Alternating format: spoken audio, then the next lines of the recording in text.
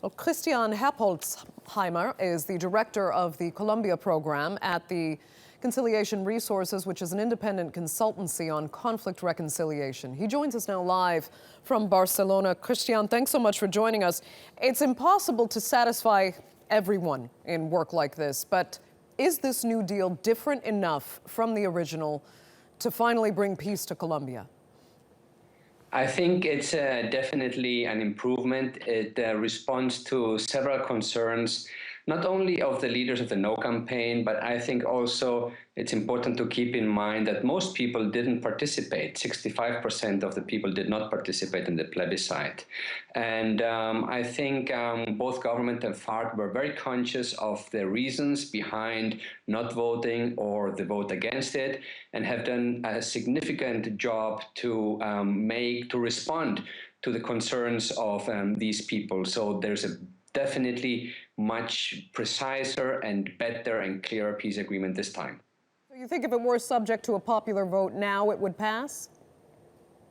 I'm sure it would pass, but at the same time, it's important to remember we are now entering a situation which is more of a political confrontation. Some of the leaders of the No campaign are in the political opposition, and their mind is probably more focused on the presidential campaign in a year and a half from now. So agreeing to this peace agreement, they might see it as an endorsement of the current administration, and therefore not necessarily in their political interests. So at the end of the day, I think right now, it's probably not so much what you put into the agreement or how you reframe it, but it's more of a political opposition to the government that is leading the major or more salient voices of the No campaign. Okay.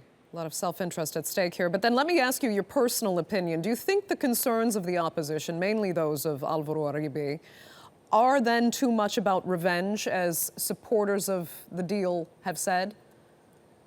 Well, I think it's important to understand where the people are coming from. This administration is understanding the peace agreement as a fundamental step for the modernization of Colombia and for strengthening its democracy.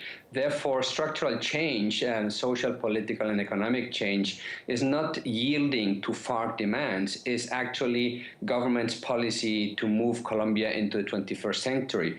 While Uribe and other No campaigners essentially are happy with the status quo and would not like any change to be seen.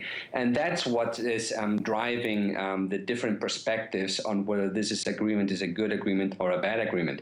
And at the same time, this is an armed conflict where the guerrilla is not defeated militarily. Therefore, it's not government imposing, let's say, prison conditions for guerrilla leaders. It's a war that's ending through a negotiated settlement, and that means that the concerns, or at least some of the concerns, at least the politically motivated concerns of the guerrilla, need to be taken into consideration. And that's in Colombia as in any peace process in the world.